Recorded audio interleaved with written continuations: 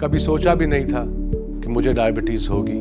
ایک دم تھکن, پیاس لگنا, نیند آنا, بھوک لگنا اور ویک ہونا شروع ہو گیا تھا میں. 40% سے زیادہ لوگ ایسے ہیں جو کہ شوگر کے مرض میں مبتلا ہیں یا ان کا شوگر لیول ان کے خون میں زیادہ ہے لیکن پھر بھی وہ اس کے بارے میں جانتے نہیں ہیں.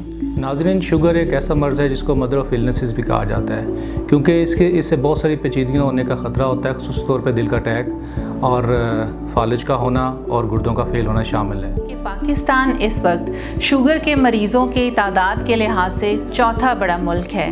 میرا نام نبیلہ طلعت ہے. میں گزشتہ 10-11 سال سے شوگر کی مریضہ ہوں, لیکن اس کے باوجود میں ایک ہیلدی نارمل لائف گزار رہی ہوں, اپنی جاب کر رہی ہوں, کیونکہ میں ڈیلی بیسس پر چند چیزوں کا خیال رکھتی ہوں. اللہ جنت نصیب کرے میرے والد کو, انہوں نے مجھے کہا کہ جا کے اپنے شوگر لیولز ٹیسٹ کراؤ. ٹیسٹ کیے, جب رزلٹ آیا تو ڈاکٹر بھی شوق تھا, میں بھی شوق تھا.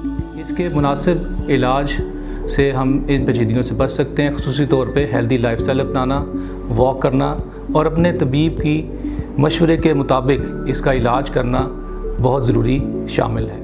ایکسرسائز کرتی ہوں, اپنی خوراک کا دھیان رکھتی ہوں اور سب سے ضروری اپنے ڈاکٹر سے ان ٹچ رہتی ہوں اور ایکو چیک کی مدد سے روزانہ کی بنیاد پر اپنی شوگر کو چیک کرتی رہتی ہوں, جس کی وجہ سے میری شوگر کنٹرول میں رہتی ہے. میں نے موسٹ امپورٹنٹلی 2 چیزیں جو کی ہیں, ریگولر کرتا ہوں اور کی ہیں. کرکٹنگ دور کی بات کر رہا ہوں, جو کہ امپاسبل تھا, شوگر لیول گر جاتے تھے, اس کے بارے میں سیکھا, اپنے ڈاکٹرز کی بات سنی اور اپنے شوگر لیول ریگولر ٹیسٹ کیے. یہی ہے وہ لائف سٹائل جو مجھے آج بھی فٹ اور فائن رکھتا ہے.